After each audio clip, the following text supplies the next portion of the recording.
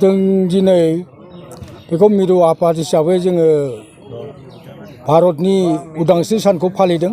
जोंनि फालिनायनि ओंथियानो बेनो, जोङो भारत हादरनि संबिधानखौ मानियो, भारतनि उदांस्रिखौ जों मानियो।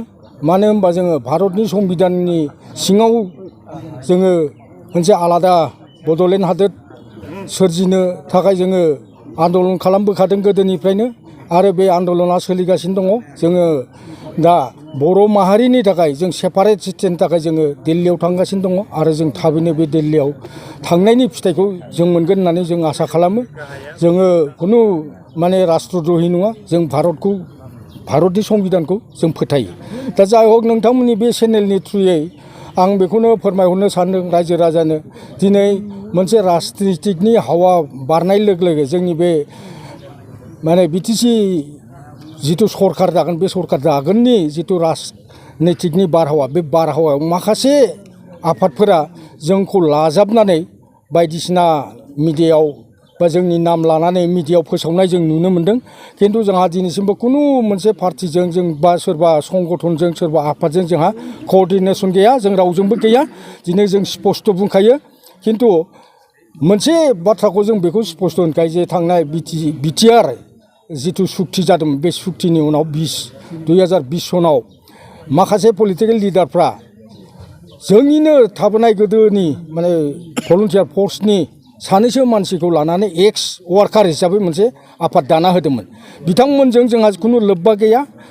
जों एक्स भलुन्टियार फर्सआ जोंहा एक्सट्रा निजा संबिधान दङ, आरो बे जोंनि संबिधान मथै जों सोलिलांबाय थागोन आरो जों खामानिखौ मावलांबाय थागोन।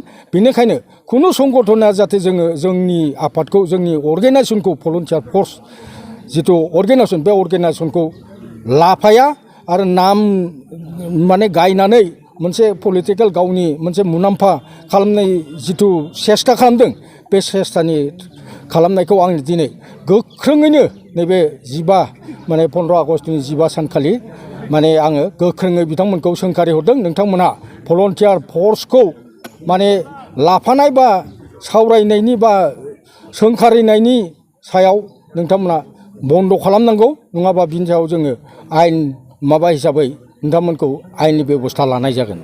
जाय हक, जोङो दिनै अल बड' एक्स भलुन्टियार फर्सआ हारिनि अलखद आरो गुलाय गुजायखौ नुनानै जोङो दिल्लीयाव बारे बारे थांबाय थादों, आरो जोङो मोनथाम आफादजों जोङो मेम'रेन्डाम हैदों।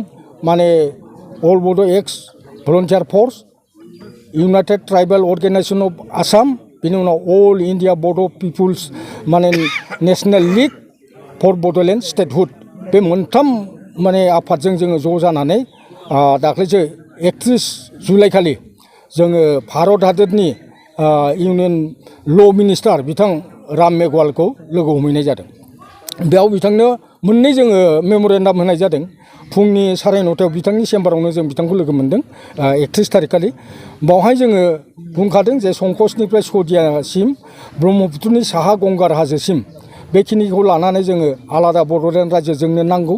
बेनिफ्राय जिथु ट्राइबेल बेल्ट एन्ड ब्लक 6 सिडुलाव थानाय जिखिनि एरिया, बे एरिया, बे ट्राइबेलफोरनि जिथु एलेखा, बे एलेखायाव जाहाथे खुनु गभर्नमेन्टआ, सरकारा बा खुनु राजनैतिक दला बा सोरबा जाहाथे जोंनि एलेखायाव खुनु कम्पानि बा खुनु बेआइनि हाबफैनाय माबाफोरखौ बन्द' खालामनांगौ होननानै, बा ट्राइबेल बेल्ट एन्ड ब्लक सिङाव थानाय इलिगेल इनक्रचारफोरखौ बा नन ट्राइबेलफोरा जिथु इलिगेल भाबै हाबफैदों बेखौ बन्द' खालामनांगौ, आरो ट्राइबेलफोरनि सायाव जिथु उच्चेद खालामनाय, बे उच्चेदखौ टटेलि थाबैनो बन्द' खालामनांगौ होननानै जोङो बिथांनो होनाय लोगो लोगो, मेम'रेन्डाम होनाय लोगो लोगो, बिथाङा आसामाव चिफ सेक्रेटारिनो डाइरेक्ट बिथाङा लोगो लोगो बे मेम'रेन्डामखौ हरदों।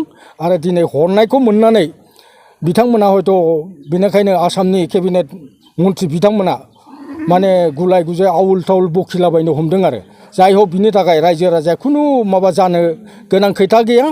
आरो बे ट्राइबेल बेल्ट एन्ड ब्लक हानि रैखाथिनि थाखाय थांनाय जुलाइनि 11 थारिखआवबो जोंनि इउनाइटेड ट्राइबेल अर्गेनाइजेसन अफ आसामनि आफादगिरि बिथां मार्कस बसुमतारिया इउएनआव थांदों। इउएन बिथाङा कलम्बियाव जादोंमोन, एबार बे कलम्बियाव थांदों। बाहाय 192टा राष्ट्रनिफ्राय बाहागो लाफैदोंमोन। दा बे इन्डिजिनियासफोर जे वर्ल्डनि जायफोर इन्डिजिनियास बे इन्डिजिनियासनि बिथाङाबो सासे मेम्बार जाबाय माबायाव UNOआव बिथाङा जोंनि बर'नि थाखाय मोनसे मोजां खौराङा बेनो जे बिथाङा नायल' जाल' सासेल' STनिफ्राय अल इन्डियानिफ्राय बिथाङा सासे मेम्बारशिप मोनबाय UNOआव दा बे फाग्लि जरा बायदिसिना बे आदानिनो हा हगार नागिरनाय बायदिसिना सरकारा ट्राइबेल बेल्ट एन्ड ब्लकनि हाखौ कम्पानिनो हगारनो नागिरनाय सोरनोबा पलिटिकेल बेनिफिटनि थाखाय होनो नागिरनाय बेफोरखौ टटेलि बन्द' खालामनांगौ होननानै UNOआवबो बेखौ माबा मेम'रेन्डाम होनाय जादों आरो बेहाय जोंनि भारतबर्षनि बेयाव राजदुतफ्राबो दंहैयोमोन बिथांमोनाबो बिथांजों रायलायदों आरो दा जोंनि डेभेलपमेन्टआ बेखिनियानो दा जोङो जाय हक जाहाथे खुनु राजनैतिक दला जोंनि भलन्टियार फर्सखौ बुरखायनानै बा बायदिसिना सोलो बोलो बा कौशलै बा सिगि सिग' खालामनानै जाहाथे पलिटिकेल गावनि बेनिफिटनि थाखाय पलिटिकेल पार्टियाव बा इनभल्भ बा आदाय खालामा बिनि थाखाय आङो बिथांमोनखौ बयबो पलिटिकेल पार्टिखौ गोख्रोङै आङो खावलायो आरो जाहाथे बिनिफ्राय गोजानाव थायो दा बिनिफ्राय 6 सिडुल आरो ट्राइबेल बेल्ट एन्ड ब्लकनि सायाव जिथु भारत हादरनि माबाया बुंदोंमोन जे आफादगिरिया दिलीप शइकिया बिथाङा दिलीप शइकिया बिथांखौ आं सोंखारहरो बिथाङा मैया मोनसे प्रेस मिटआव होदों बिथाङा भुलानो जायाखै गोरोन्थियानो जायाखै नोंथाङा मिथिगौना मिथिया जे ट्राइबेल बेल्ट एन्ड ब्लकआ भारत स्वाधीन जायैयावनो ब्रिटिशआ भारत ट्राइबेल बेल्ट एन्ड ब्लकखौ 1886आवनो माने दाना होखानाय अब्ला भारतआनो स्वाधीन जायाखैमोन दिनै भारत स्वाधीन जायैयावनो आयेन दाखाना होनाय ट्राइबेल बेल्ट एन्ड ब्लक आरो भारतनि संबिधानाव आर्टिकोल 244 नि आन्डाराव भारतनि